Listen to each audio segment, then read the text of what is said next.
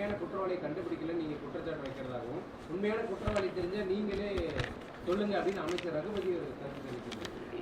அப்புறம் எதுக்கு கவர்மெண்ட் நடத்திட்டு இருக்காரு? உண்மையான குற்றவாளி நான் கடிக்கப்பட்டிருந்தா அப்படின்னா திறமையற்ற அரசாங்கம் தானே அர்த்தம். எங்கிட்ட அந்த பொறுப்பு இருந்தால் நாங்கள் செய்வோமே. பொறுப்பு அவகிட்டு தான் இருக்குது. மக்கள் அவருக்கு தானே ஆட்சி கொடுத்துருக்குறாங்க. அவர் தானே அதுக்கு உண்டான ரெஸ்பான்சிபிலிட்டி. பொறுப்பாளர் அவர் தானே. அவர்கிட்ட தான் நான் கேட்க முடியும், வேறு யார்கிட்ட கேட்க முடியும்? அதுவோட தெரியாத ஒரு சட்டத்துறை மந்திரியாக இருக்கார். என்ன செய்வது? ஆட்சி அவிய கையில் தான் இருக்குது, அதிகாரம் அவி கையில் தான் இருக்குது, காவல்துறை அவி கையில் தான் இருக்குது, சட்ட ஒழுங்கு பராமரிக்கக்கூடிய சூழ்நிலை அவர் கையில் தான் இருக்குது.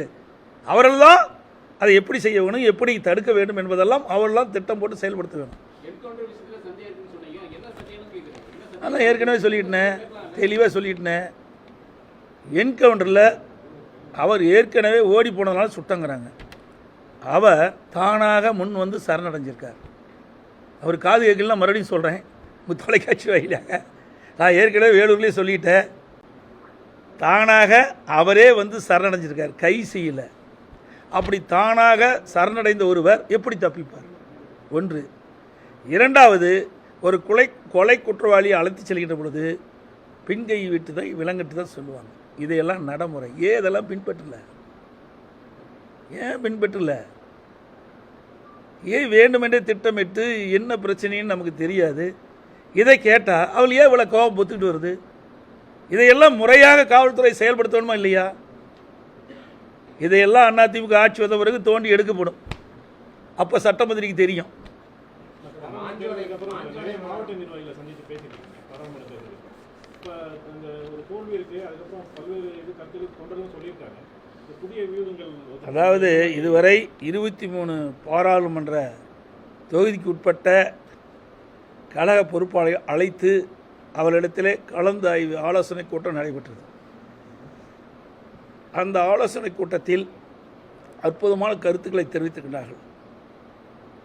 அடுத்து வருகின்ற உள்ளாட்சி தேர்தல், அடுத்து வருகின்ற சட்டமன்ற தேர்தலிலே நாம் எந்தெந்த வழியிலே நாம் தேர்தல் பிரச்சாரத்தை, தேர்தல் யுத்திகளை கையாண்டால் வெற்றி பெற முடியும் என்று அரிய கருத்துக்களை தெரிவிச்சிருக்கிறாங்க.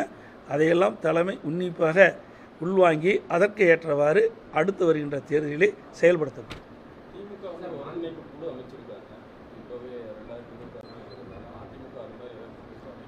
அவர் ஒருங்கிணைப்பாளர் குழு ஆரம்பித்தாங்க. ஆனால் பொதுச் செயலாளர் விட்டுட்டு ஒருங்கிணைப்பு குழு போட்டிருக்கிறாங்க. பொதுச் செயலாளர் எனக்கு வந்தபோது எனக்கு செய்தி, எனக்கு கிடைத்த செய்தி, அவர் ஒரு இதுலேயே ஏதோ வாட்ஸ்அப்லேயே எதில் விட்டுருப்பாருன்னு சொல்கிறாங்க. அதை பற்றி எதுவும் கேட்க மாட்டேங்கிறீங்களே? அப்படிலாம் கேட்க மாட்டேங்க, எங்களை தான் கேட்பீங்க. ஆமாம், அவர் பொதுச் செயலாளர் என்ன சொல்லியிருக்காரு? திமுகவுடைய பொதுச் செயலாளர் என்ன வலைதளங்களில் விட்டுருக்காரு?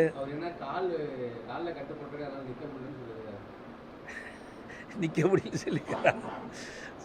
அவருக்கு இந்த குழுவுக்கு என்ன வித்தியாசம்? கால் நிற்கிறக்கும் குழுவுக்கு என்ன சம்பந்தம்? நின்றுக்கிட்டா குழு பரிசீலனை பண்ணுது, அமர்ந்துக்கிட்டதால குழு டிஸ்கஸ் பண்ணுது. அதெல்லாம் நொண்டி சாக்கு.